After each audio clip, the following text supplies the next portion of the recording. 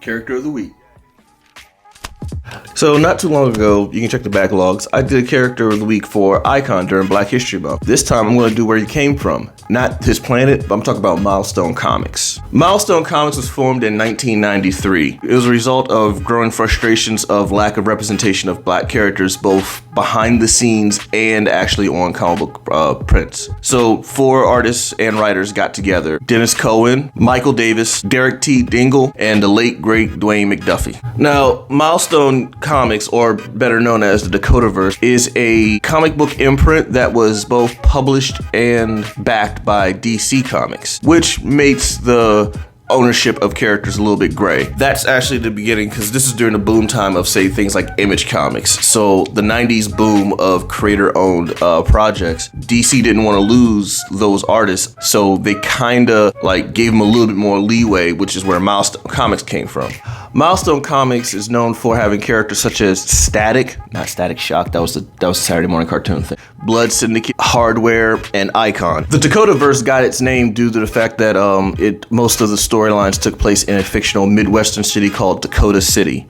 What was great about Milestone Comics is even though they had several setbacks, they still did pretty well and they were pretty marketable. Well, some of the several setbacks was due to the fact that a lot of comic book shops didn't know how to quote-unquote market them. They were afraid or didn't think that enough readers would buy into what they thought was a niche comic book company. Basically, it was 4 black creators creating a lot of characters of color. So they just assumed that, oh, these are comics for black people. We don't have a lot of black people in this area. The thing that Milestone Comics was trying to overcome is they didn't want to create black comics. They wanted to create comics that just happened to be black. So there's a big difference. And it actually does show that diversity even amongst their own comic book characters. Like Icon, on the surface was a Superman archetype, but even though he was an alien, he had more conservative. So you had a black conservative as a superhero. Static is an inner city youth, but he wasn't necessarily part of the gang culture, but he was just a product of his environment. That he was just a average black kid. You also had characters like the Blood Syndicate, which was, for better terms, an entire gang of superpowered gang members. Another one of the problems that also took place was the fact that they were not fully independent. Again, they were published and backed by DC Comics, which means that a lot of the characters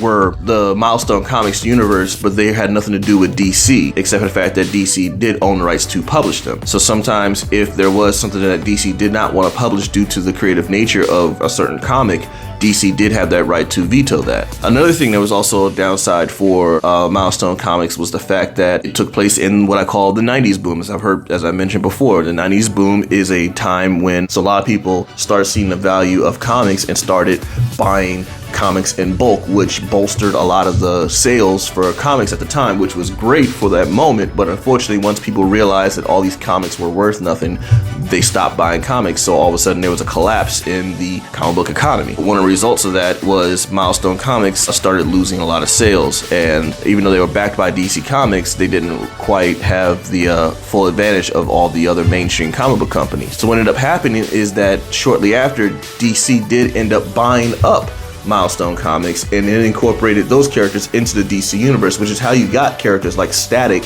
Shock being a Saturday morning cartoon integrated with a Justice League cartoon, which is how you have characters like Icon fighting Superman, which is why you had characters like Rocket on Young Justice. There has been talks, especially with Michael B. Jordan, have been developing for, I believe, HBO, a Static live action TV series. Also with HBO, there's been talks of developmental hell for Blood Syndicate. One of the names I mentioned earlier was a guy named Dwayne McDuffie.